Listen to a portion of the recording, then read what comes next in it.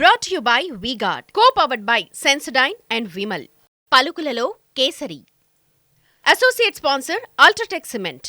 ఎన్నికల వేడి కాస్త చల్లారిందో లేదో తెలంగాణలో సన్న బియ్యం ధాన్యం కొనుగోలు కేంద్రంగా హాట్ గా పొలిటికల్ ఫైట్ జరుగుతోంది. రైస్ మిల్లర్లను వేధిస్తూ కాంగ్రెస్ సర్కార్ 1000 కోట్ల కుంభకోణానికి పాల్పడిందని ఆరోపించారు కేటీఆర్. బీఆర్ఎస్ హయాంలోనే అక్రమాలు జరిగాయంటూ కౌంటర్ ఇచ్చారు మంత్రి ఉత్తమ్ కుమార్ రెడ్డి.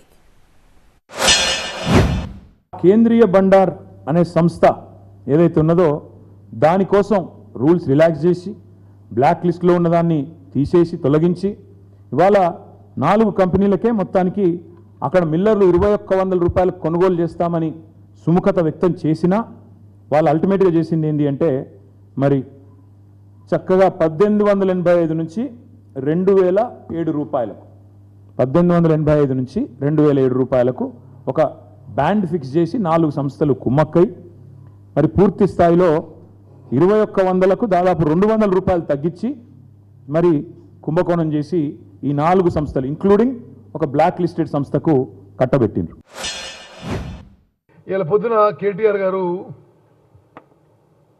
కేంద్రీయ బండారు బ్లాక్ లిస్ట్ అయింది మీరు ఎట్లా చిన్ను అంటారు.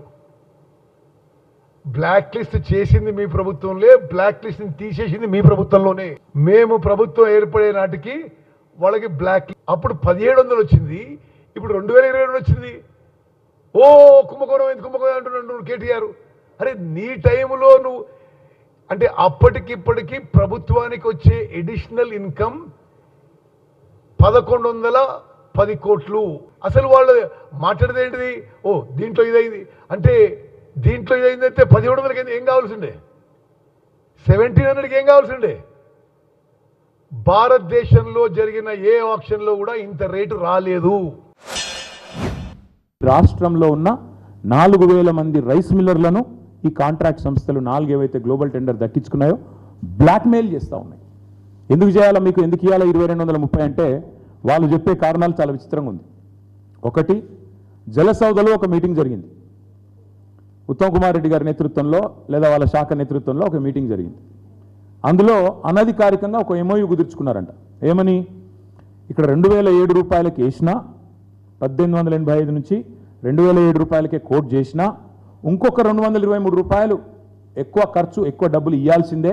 ఎందుకంటే సీఎం పేషికి ఖర్చు అయింది, ఢిల్లీకి పోవాలి, ఎలక్షన్స్ ఉన్నాయి కాబట్టి కింటాలకు 150 రూపాయల నుంచి 223 రూపాయలు అదనంగా చెల్లించి తీరాలే అని ఒత్తిడి చేస్తూ మీరు ఒకవేళ కనుక సహకరించకపోతే మీ మీద విజిలెన్స్ దాడులు జరుగుతాయి, GST దాడులు జరుగుతాయంటూ ఇవాళ రాష్ట్రంలోని రైస్ మిల్లర్లను ఈ 4 సంస్థలు మరి భయభ్రాంతులకు గురి చేస్తూ ఉన్నారు.